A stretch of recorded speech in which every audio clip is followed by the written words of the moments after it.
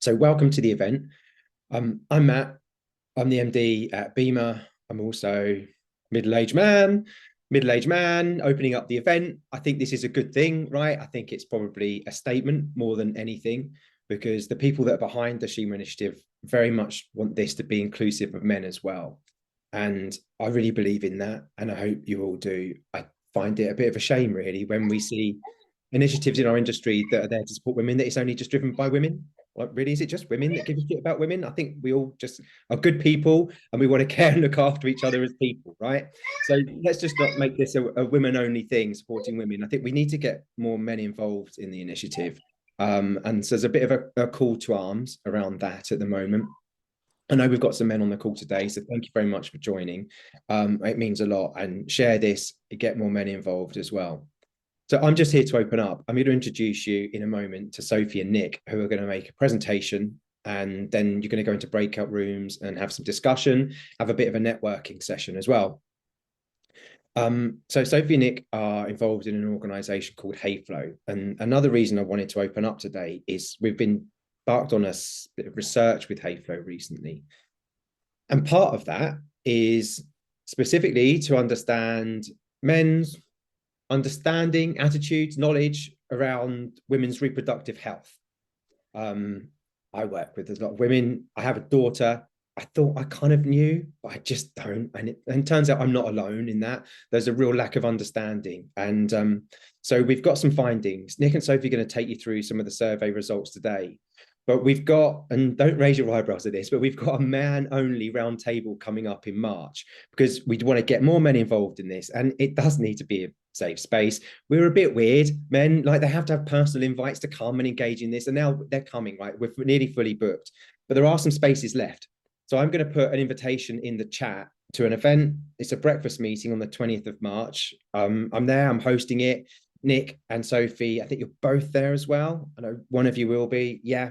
And sorry, but it's man only, but come and learn a lot more about the issues which you think you kind of know about, but we clearly don't. So please come along to that. I'll put that in the chat in a moment. But this research has been really interesting. Thanks, Nick and Sophie, for partnering with us on this. I think my job here is done, right? Let's network, enjoy some of the survey results that Nick and Sophie are going to take you through. We're talking about 15 minutes, and then you're going to go into breakout rooms. Perfect. Thank you, Matt.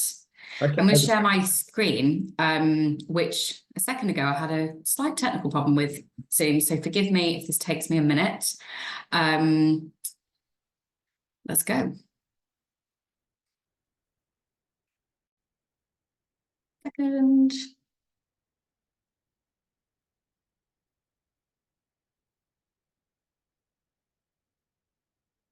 Right, I think we're ready. So yes, hi everyone, and thanks, Matt, for the introduction, but also for leading on this project, because it is really important. And we're going to run through today some kind of who we are, some of the survey results, but also give some context as to why this matters. So just a quick introduction to us. I'm Sophie and this is Nick. We are the co-founders of Hayflow and also the not-for-profit Motherboard. If you haven't heard of Motherboard, please do check us out. We are trying to tackle the 50% of women leaving the tech industry by age 35, and that was why Hayflow was set up last year. And we're really proud of the meaningful work that we are doing, especially in digital and tech. And as an exclusive, you heard it here first. I'll be part of the government task force over the next 2 years. It's going to help corporates that's working with the City of London to gain and retain women in digital roles. So hopefully it will have true impact over the coming years. So yes, it's motherboardmovement.co.uk if you want to check us out. But firstly, we're here for Hayflow, and we're going to be talking today about reproductive health. I'd like to highlight just quickly that everyone's different. Women are going to experience different reproductive health challenges or moments in their life, and some of these things do affect men as well. And we come at this with a very intersectional lens, but sometimes our language can be binary, especially with this survey, but it's not meant to be. And our mission is to bridge the gap between what businesses think that they're doing really well in versus actually how they're supporting women. And this comes back to what Matt was saying before about just a lack of awareness sometimes within leadership as to what actually goes on. And reproductive health is a huge driver for women leaving the workforce. So we're going to talk about that quickly, but it's often not spoken about, or reproductive health often isn't spoken about in terms of the link between creating gender balanced workforces. And as we well know, this is on the agenda for most companies, especially corporates who have to report their gender pay gap annually. So what we're doing with HeyFlow is flipping women's health on its head and bringing it to the centre of gender equality, because we think that will actually create positive change. And to do this, we have to improve comfort levels and awareness for everybody, especially those that haven't or will never experience these things. So we're often asked why reproductive health is a business problem and not just a women's issue. Sorry, a bit of a slow reaction there to the slides. So we'll have all heard statements such as we just need to get more women into leadership, or we need more women in power, we need more women in C-suite positions. But it's not that simple. And the gender pay gap is proof that reproductive health is creating gender imbalance across all levels, especially in senior positions. And it is a business critical problem. In fact, Claudia Goldin, I'm sure lots of you already know, but last year she won the Nobel Economics Prize for proving the link between motherhood and the gender pay gap. And motherhood is the most crippling effect on women's careers. It's responsible for the first major spike in the gender pay gap. We don't have enough time to go into all of the details about the gender pay gap, and there's a lack of understanding around the gender pay gap in general. But trust us when we say that reproductive health is a leading factor in it, and it is causing gender inequality. And just to drum home this point as to why we've put the comparison of 2022 and 2023 on this slide, as you'll see, the gap actually widened last year. So for the age category of 30 to 39, it went from 2.3% to 4.7% gap. And that's the highest value of the gender pay gap of this age group since 2009. It's not perfect, the way that the gender pay gap is analysed, but it is showcasing that, you know, things aren't fixed, and there's a long way to go. So I appreciate I'm speeding through this quite quickly, but appreciate we've only got 15 minutes. So before we move on to the results, just wanted to highlight why we chose to do a male allyship survey rather than an all gender management survey. So our data that we've built and collated through our client projects at HeyFlow has revealed that many men want to help, but they don't know where to start, or they don't know what they're allowed to speak on. And men can often be wrongly labelled to be disinterested or the problem or lack understanding. And we believe at HeyFlow that this is often driven more so by societal taboos, the education system they may have been in when they were at school, generational or familial influences, and so we need to make sure that we're bringing everybody into the conversation. And just to kind of highlight, we're not fixing misogyny here, we're tackling a very niche area of gender inequality, even if we'd like to fix misogyny, but we're here to make sure that we're supporting businesses to remove barriers that are facing women in their careers. And we also believe that most men do want to be involved and be part of the change. So the first result, 64% of respondents felt like they were doing enough to support women. These people identify with the subject matter and are engaged as allies already. So we would expect that they would be on the more progressive end of kind of their thoughts and comfort levels. So we need to kind of think about the data that we don't have as well of people that didn't respond. And in these same companies, 59% had male-dominated leadership teams, but only 30% had strategy in place to achieve gender balance. 78% had no form of company-wide reproductive health training in the last 5 years, or probably ever. A large majority don't have mental health or menopause policies, which is quite a new thing, so that's not unexpected.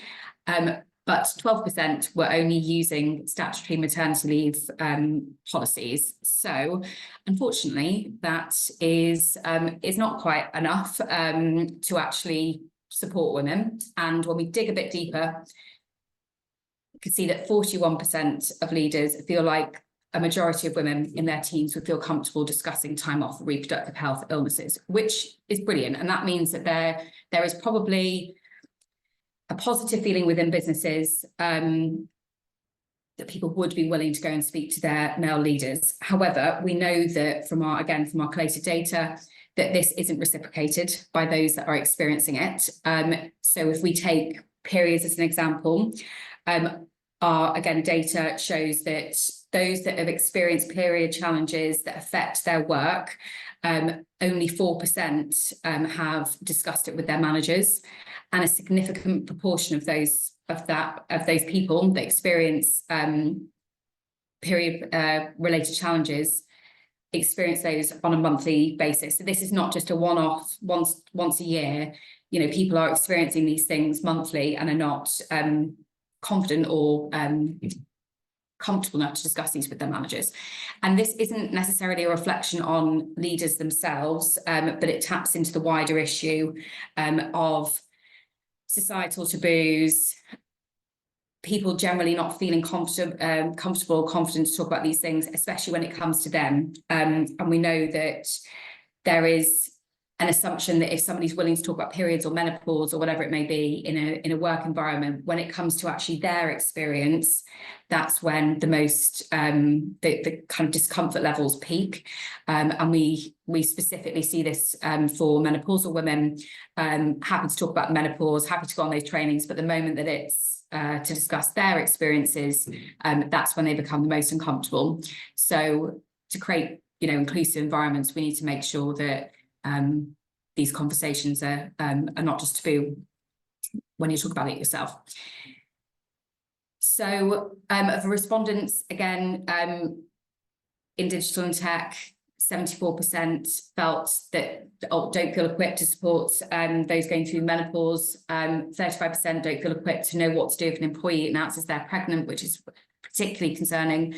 63% knew the basics or less about how to support someone returning to work after maternity leave. Again, that's when we know when that huge gender pay gap spike happens. And 51% know very little or nothing about how to support an employee going through child loss. So I think that's what that's meant to represent, is that this is consistent across all areas of reproductive health. It isn't just the slightly more awkward topics. And comfort and understanding are obviously leading factors in creating a more supportive leadership. And if many leaders aren't feeling comfortable talking about these topics, then it's very difficult to create an open-ended environment, which is exactly why we exist.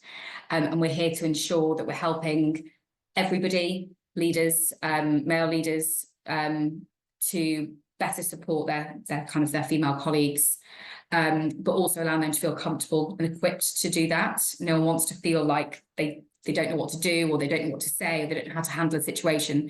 So actually, it's breeding, by not opening these topics up and talking about them openly, it's breeding leaders that will lean away from the conversation and therefore not be able to support effectively if they are met with a challenge. So just a reminder that 64% of respondents felt that was enough of supporting women in the workplace. So yes, and these topics are taboo. So we do get that. And for many, these topics are awkward for all genders, especially when we talk about periods or menopause specifically, and child loss and things like that. So we don't want to place blame or finger point, because it's not gendered in terms of comfort levels across the board. But we do need to fix them. We need to make everyone feel more comfortable, and by trying to kind of smash these taboos, we do need to approach it with kind of respect and understanding, and make sure that everybody feels seen and supported and heard, and safe spaces, as Matt mentioned earlier, is a huge element of that. So I'm just going to hand over to Nick to talk about kind of from a man's perspective as to why this is important. Yeah, thanks, Sophie. So I think when we look at that, you can totally get a sense that the baseline knowledge in men, and basically anybody without lived experience, is proven to be really low. And it's about, and this is fundamentally why we pull everybody into the conversation. And the focus then needs to go on educating and equipping people from the ground up, opening those conversations. And as Sophie said, they're starting to remove the ingrained taboos. Something to consider, and I think this comes from my place, it's not something that maybe necessarily everybody would agree on, but it's actually that if we put too much emphasis on labelling terms such as ally and advocate or so forth, when we're working at such a base level of discomfort, it can put people off. I think mainly through a fear that they're not going to be up to what is being asked by that title, and that there's going to be more expected of them than perhaps they could feel that they're adding value to with only so much knowledge. So for us, it's about starting the process and starting to build the knowledge and the understanding to grow. In turn, once those values start to become aligned and that understanding's there, allyship naturally happens, but there isn't a prescribed start and stop with that. And to that end, like, I'm working in Hayflow, I'm with the board all day, every day, but I don't actually call myself an ally or an advocate.